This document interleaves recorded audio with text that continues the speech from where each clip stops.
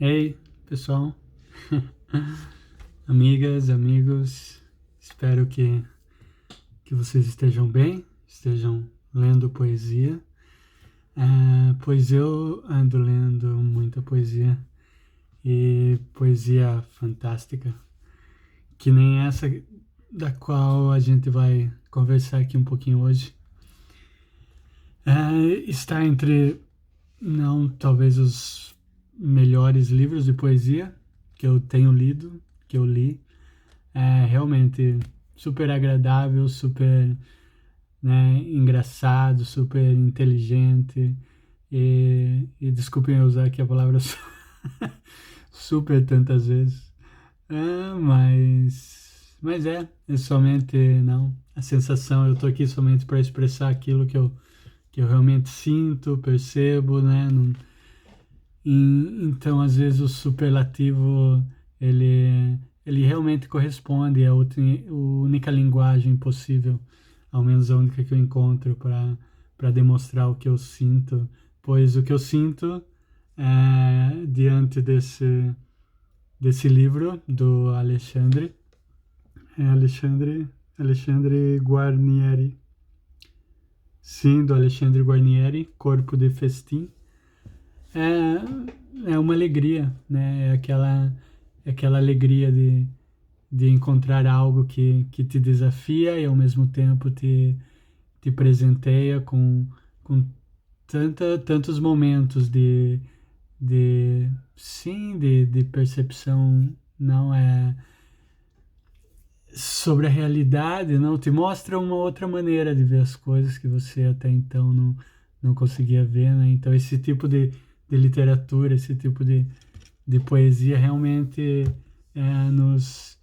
nos faz acreditar, não? Ou nos faz renovar a nossa alegria de viver, né?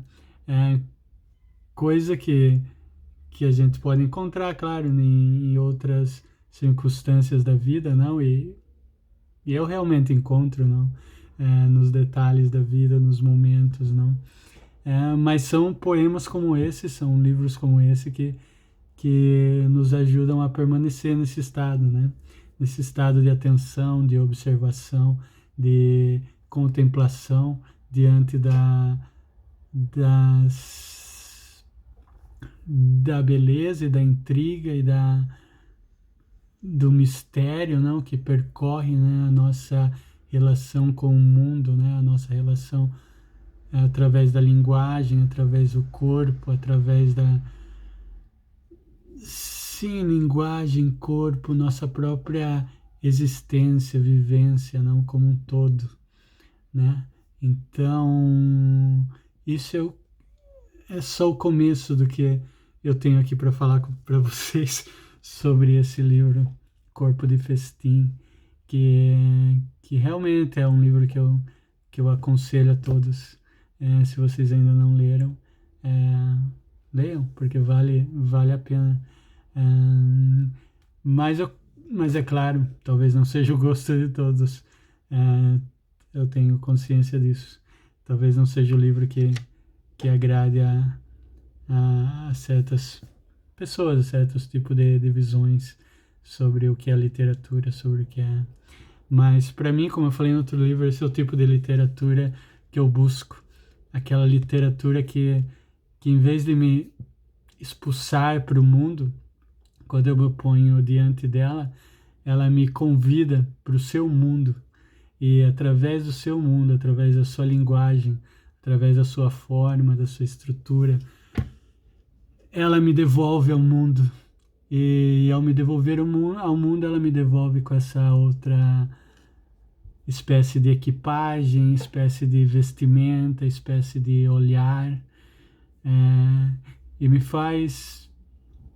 Eu tendo a acreditar que me faz mais amplo, se não me faz melhor, me faz mais amplo, me faz mais aberto para as possibilidades da literatura e, e da arte de viver. E, e é isso aí, não sei, acho que é melhor a gente ler aqui um poema porque já perdemos aqui uns 5 minutos, quando melhor, acho que dessa nossa conversa hoje são os poemas do Alexandre Guarnieri, desse livro O Corpo de Festim, que eu tenho aqui comigo, através da Penalux, a editora. E o livro em si está dividido em 3 partes, né? E ele lida muito com essa questão biológica, tanto de a primeira parte, não, na verdade chama-se Darwin não joga dados, Malamé sim. Então já tem aí a relação, né, de poesia com ciência, não, biologia com poesia, e também aquela coisa que a gente já falou aqui, questão biológica e questão cultural. Então essas 2 questões vão aí estar sempre presentes no livro e vai ser tratada de maneira magistral pelo Alexandre. Então essa primeira parte trataria um pouco do Gênesis também, que ela cuida, não, da questão do atômica, né, a questão de criação do ser que vem a ser, né, o ser água, né, o ser átomos, né, que vem a se tornar corpo, né, diante da Terra. E tem alguns poemas aqui que a gente pode ler nessa primeira parte. Eu gostaria de ler o primeiro poema, que realmente abre esse primeiro capítulo, e chama-se o átomo de carbono. E geralmente essas partes também elas são constituídas de 2 a 3 poemas e que se interligam uns com os outros na construção de um só corpo, mas que ao mesmo tempo são partes. Então aí também tem esse jogo. Mas vou ler aqui então. Essa é a abertura do livro. Toda vida contida numa exígua partícula, desdobrável de si própria, equilibrada, sobre a mesma progressão desenfreada. Deuses ferverão-na numa caldeira aquecida, ante o clarão do Big Bang, cozendo-a por milênios, lenta, nas tripas da mais velha estrela. E lá, aprisionada, como o maior espetáculo da Via Láctea, além do limbo centígrado dos organismos bioquímicos, replicou-se a enzima de sua fina e elástica matematicidade. Até que... Então aqui a gente tem esse até que é onde termina o poema, com uma pontuação aqui, que também é muito marcante desse livro, a questão da pontuação dos símbolos, né? E então essa seria a abertura do poema, e aqui a gente já pode encontrar todas as técnicas, todos os tipos de linguagem que vão percorrer, né, os restantes dos poemas, não, da questão mítica, não, cultural, a questão científica, né, e vão ser trabalhadas, não, nessa maneira complexa, mas ao mesmo tempo clara, né, uma complexidade que por ser poética, por ser lírica, né, a gente vai encontrar rima, né, o poeta trabalha com essa rima, uma rima que acontece nas sílabas, geralmente no meio dos poemas, né, não sei na verdade o nome técnico que seria, não sei se chama-se rima átoma, ou não sei se tem um nome do tipo, mas é uma rima que não somente acontece no final dos versos, mas também entre as palavras no meio do poema, ou entre as palavras de um mesmo verso.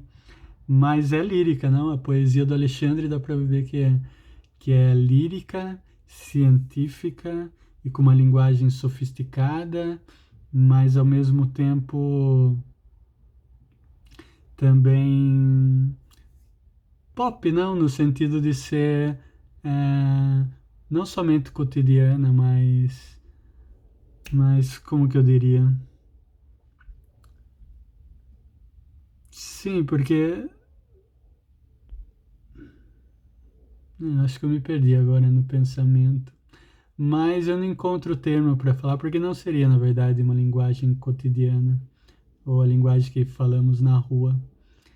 Mas é, ao mesmo tempo, a linguagem da música, né? A linguagem não de... Sim, seria uma linguagem da música, uma linguagem artística, né? De meios culturais, mas que não são a poesia, não, que são mais próximos ao gênero popular, né? Da arte. E, mas isso torna, com certeza, a linguagem dele uma linguagem muito rica. E então, para não para eu não ficar falando muito aqui, eu quero já ler para vocês um outro poema que que eu também gosto, mas é difícil encontrar um poema aqui que eu não gostei. Vou ler isso daqui que chama-se Livro Aberto, que é um poema curto, mas também ele pode ser considerado dentro de uma parte, dessa primeira parte, que se chama O Átomo de Carbono 3. E, e nessa parte a gente tem esse poema que chama-se Livro Aberto. De pele é revestido o corpo, tecido, vivo, no livro. Chama-se capa. O couro sob o título. Abri-lo. Gráfico grito. Mas como ouvi-lo? Se é branco o ruído da celulose. Tão silenciosa? Todo livro fechado se cala. Cada nova leitura o amplia. Então aqui o livro, né, que ele está fazendo essa metáfora, né, dessa imagem, né, do livro, como a gente viu também na Simone Brantz, né, num dos poemas dela, que eu também gostei, que é essa imagem, né, da vida ou do corpo, porque tudo é lido, né, tudo é lido no sentido que é interpretado, então, nesse sentido, tudo pode ser um livro, né, aberto, não aquela coisa do livro aberto, né. Então, se a gente tem essa condição, né, quando você põe uma atenção, né, quando a gente põe atenção em algo, né, que a Simone veio, que é algo que eu sigo, né, ela costuma dizer, não, que a atenção é a mais rara, ou uma das mais raras, e uma das mais puras formas da generosidade. E isso é muito também não da parte espiritual, né? Daquela questão de você pôr atenção em algo, né? É você se doar para aquele algo e esperar que aquele algo se abra para você ao mesmo tempo que você se abre para ele, né? Então começa a acontecer esse diálogo a partir do momento que você doa a ele a sua vida, né? Quando você doa atenção, né? E a atenção é uma atenção corporal, né? Que é necessária você estar ali presente, não? Mentalmente, corporalmente, né? É mais ou menos a vida nos apresenta como aquele céu estrelado, não? Que se você é paciente o bastante para ficar ali, né? Mais e mais estrelas vão surgindo naquele céu e diante de você, e mais brilhante ele fica, mais iluminado, mais cheio de razões para você seguir aí, buscando o mistério da existência. Mas, mas eu gostaria de ler então um outro poema para vocês, que termina, na verdade, essa parte do Gênesis, que chama-se Bem-vindo à Terra Firme. Então, ó, que interessante, a gente tem então entre a primeira parte e a segunda, essa questão dos símbolos, né? Que os símbolos aqui eles trabalham dentro do poema de uma maneira muito particular, né? O poeta usa os símbolos e eles, na minha visão, né, conforme eu fui lendo e fui, não, com todas essas imagens do corpo, né, dos órgãos, né, dos átomos e tal, as pontuações começaram a me aparecer aí como se fossem órgãos, né, trabalhando dentro do corpo do poema, não, funções aí super importantes internas, não, que às vezes passam despercebidas ao, ao nosso ao nosso olhar, e dessa maneira o poeta traz a pontuação para a superfície, se a gente quiser, do poema, né? Como algo não somente necessário, né? Mas algo que, que faz parte da, da forma do poema, não? Da estrutura do poema.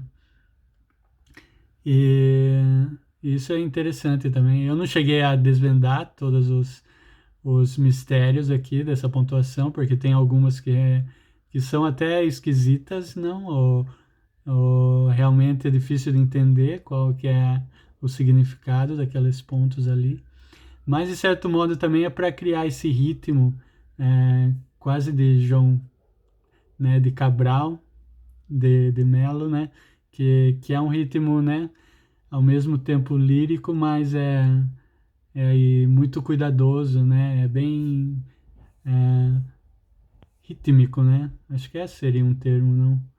Rítmico, não só rima, não só feito de rima, mas de rítmica, né? E, mas vamos ler aí então esse poema. Bem-vindo à Terra Firme. A carne humana, terrânea, é também marinha e encerra, na híbrida simetria dos membros, seu mistério anfíbio. No corpo seco, oco e trêmulo, há água salgada por dentro. Este feto, em terra, recém-saído do útero materno, sangra, urina e vaza, ou quando submetido a extremos, caso o alimentem de mais ou de menos, imagens, palavras, ideias nadarão no cérebro. Compartimento menos matérico. Haverá vermes e vírus hostis entre outras coisas vivas, habitando seu muitíssimo interstícios. Oscila entre o quente, o frio, o rígido, o maleável e líquido. A carne se abisma nesse enigma, no que é vivo. Há algo entre se molhar e permanecer ressecado. Já quando o corpo tem início, como progredisse, no íntimo, um conjunto mecanismo. Então aqui um poema para se ler e reler e estudar e passar horas aqui se divertindo, não? Com a mágica da linguagem, da estrutura, né, do tema também, porque esse é um poeta que ele busca um tema, né? Ele tem esse tema, não? Com questão do corpo, né? Da ciência, dos átomos, né? Essa biológica, né? E através disso ele vai desvendando a poética, não, que existe na relação, né, entre esses elementos, não, culturais, biológicos, não, como a gente já disse, e linguagem principalmente, não. Mas vamos ler então agora do capítulo 2, que se chama Corpo Só Órgãos. Então, esse capítulo 2, acho que ele se concentra mais daí, nessa questão dos órgãos, do corpo em si, né? Mas, e buscando mostrar, né, através da poesia, a questão mecânica desse corpo, né? Que o poeta dá para ver que ele é interessado nessa questão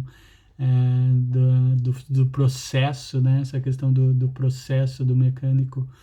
E, e com poemas não sensacionais, não, e que ele joga também com as formas, não, se vocês tiverem a oportunidade de pegar o livro, né, ele joga com as questões tipo do coração, das artérias do coração, esquerda ou direita, ou do olhar esquerdo e direito, né, fazendo uma relação com dois poemas diversos, mas que fazem relação um com o outro, né, que se continuam, né, fazem parte do mesmo poema e ao mesmo tempo são partes, né? Então isso é algo que a gente encontra. Mas eu gostaria de ler para vocês aqui uma parte que se chama Mecânica dos Fluidos, que cada poema aqui tem uma forma, não? Que tenta até representar como esses fluidos agem, né? De maneira, na sua maneira não de existir, não?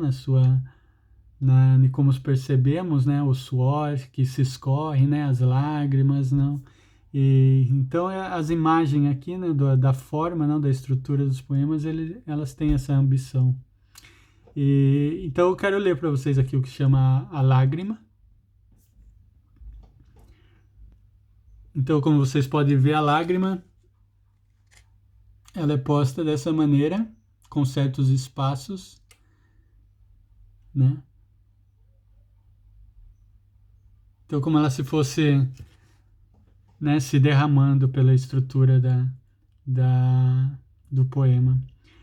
A glândula carrega, cega, como na ostra, a pérola, como no arco, a seta, o sal na medida certa. No escuro, algo coagula, pedra, até que a concha da pálpebra abra. É quando a gota vem à tona, fria e quente, simultaneamente. Bacana, né? E seguindo com esse, então, o poema que vem logo em seguida chama-se A Saliva. Como vocês podem ver, uma estrutura diferente.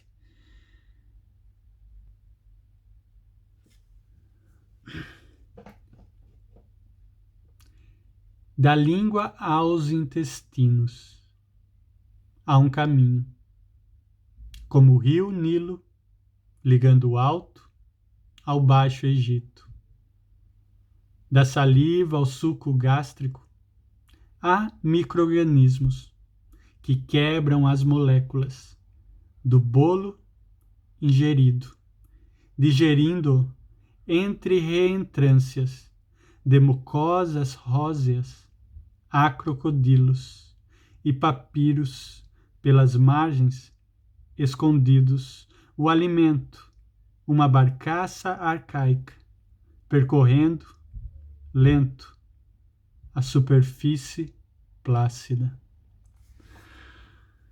Genial, né? Primeira vez que eu li esse poema, eu senti a dança dentro da minha boca, do meu lábio, dessa saliva percorrendo de um lado ao outro, né? Nesse jogo, né, de representatividade. Sensacional, muito bom.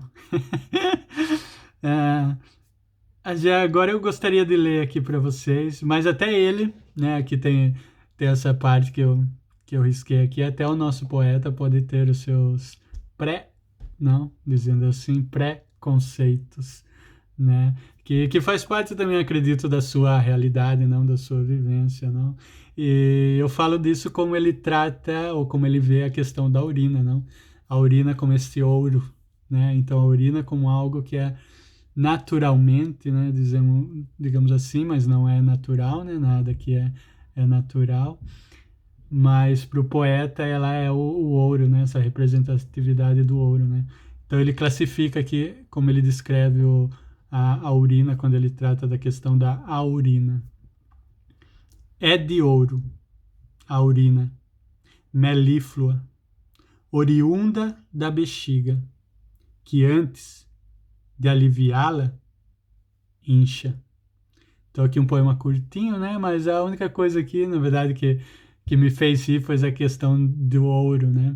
Porque, na verdade, a urina em si, como a água, não, ela, apesar de ser, não, salgada, não ter ali os minerais, não, os restos, não, que ela, assim, o seu mais natural, se fosse dizer assim, não, se a gente comesse de maneira mais saudável, né, e bebesse bastante água, né, líquido, a urina, na verdade, seria algo muito mais cristalino do que, ela seria algo muito mais, né, prateado, ou um diamante, do que um ouro. Mas aí fica por parte da urina de cada um, né? É, então aí cada um pode ter o seu, sua pedra preciosa, né? Dependendo de como se alimente. É, tá vendo os caminhos que a poesia nos leva. Mas, mas vamos pular então já para a terceira parte, né? A gente já está chegando quase aos 30 minutos, né? Eu tento sempre fazer vídeos de 30 minutos. Outro ponto positivo que eu acho desse livro é a questão da quantidade de poemas em si, né? Eu realmente me incomoda um pouco, não? Eu já acho que eu já falei aqui. É, parece que quando o livro passa de 50 poemas, não? Aí chega aos 80 às vezes. Para mim, faltou uma lapidação, né? No meu ponto de vista, a mesma lapidação que a gente espera de um poeta com relação a cada poema, não? É, a gente também espera na seleção dos poemas, não? Ah, desculpa. E, e parece, no meu ponto de vista, é, os livros, não, se não for uma antologia, passando aí de 50 poemas, eu acho que ele já já está usando muito para dizer o que talvez ele queira dizer, não, e acaba se tornando às vezes repetitivo, ah, ou, ou não tão, ou a qualidade começa a cair, não, mas esse é só meu ponto de vista, né? Vocês podem ter as suas próprias opiniões sobre isso. E, então vamos aqui, essa última parte, então eu acho que ela trata daí, né? Acho que de uma maneira mais generalizada e tem poemas que tratam de temas, não um pouco diferentes, não? É, mas eu gostaria de ler aqui um poema para vocês, para a gente. E o que eu gostei também aqui é que ele cita Radiohead, né? OK Computer, um álbum de 1997, não? É, considerado aí, não, um dos melhores álbuns aí de música do rock, né? Progressivo, por assim dizer, não, ou grunge, não sei como classificaria OK Computer. Mas não, Radiohead, na verdade, é uma das minhas bandas preferidas. Também me influencia muito na questão da escrita. E eu achei interessante aqui essa citação, né? Me surpreendeu de maneira positiva também. Como se precisasse, né? Só os poemas aqui já valia a pena. Deixa aqui eu chegar no poema.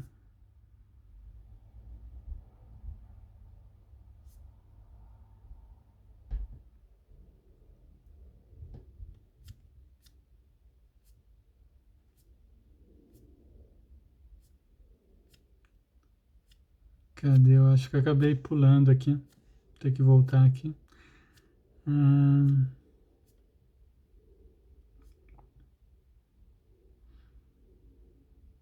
Sim, aqui vou ler para vocês o poema Pílula.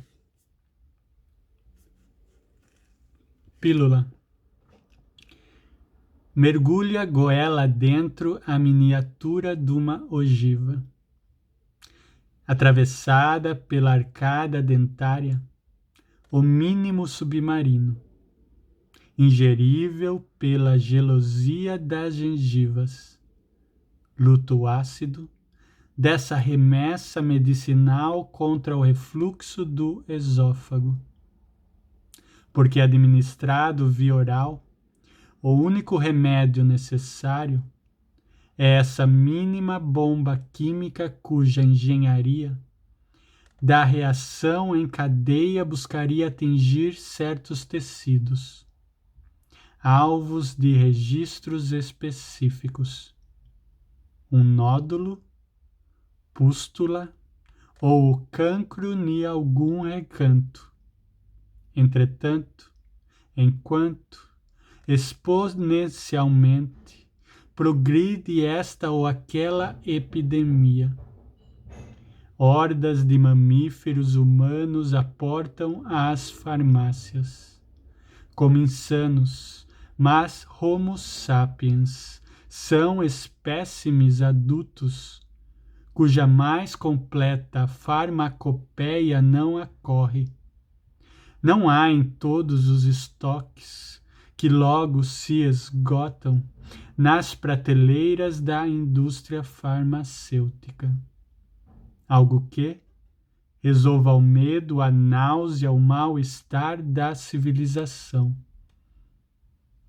A época da reprodutibilidade técnica de doenças genéticas, vendidas conforme qualquer outro mercado se regula. Malogra o lucro se não há juro.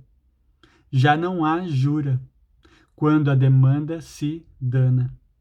Até que se descubra que o veneno e o antídoto, a fartura, a carestia, a doença e a cura, indissociáveis siamesas, são pares da mesma mistura. Aqui outro excelente poema que não desce como uma pílula, ou desce como uma pílula para aqueles que não suportam pílulas, né? A não ser no último caso, realmente, não. Então, um poema aqui com densidade, não, com uma densidade de linguagem, não, com uma densidade de imagens, não, e de ligações, né, líricas, não, entre as palavras, não, que acontece, como eu disse, no centro, né, da estrutura do poema, não, de forma muito deliciosa, né, de se ter na boca, né, nos lábios, né. Esse é um tipo de pílula que eu podia me viciar facilmente. Na verdade, é o tipo de pílula que eu já estou viciado nela. Mas é isso aí. Eu gostaria de agradecer novamente a presença de vocês. Espero que vocês tenham curtido. Parabéns, Alexandre, pelo poema, né, pelo livro, né, como todos os bons livros, né, a gente poderia ficar aqui conversando sobre esse livro, né, com vocês por horas, não, falar de vários pontos aqui, né, em detalhe, né, mas aqui os nossos vídeos a gente tenta fazer no máximo aí 35 minutos, né, depende da valiosidade dos livros.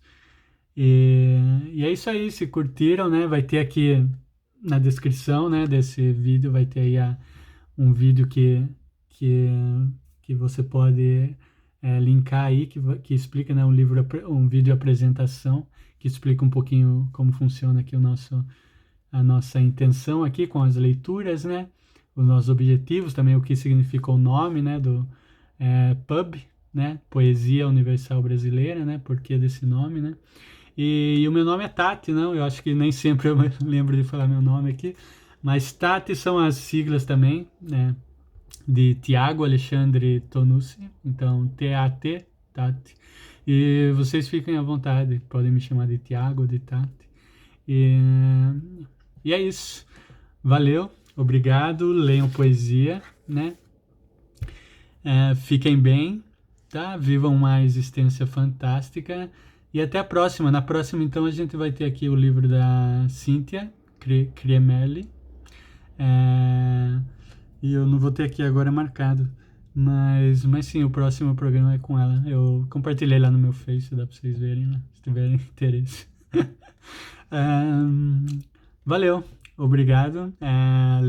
Leiam Alexandre Guarnieri, seu livro, que é muito bom, e leiam poesia em geral. Viva uma existência fantástica. Tchau, tchau. Até a próxima.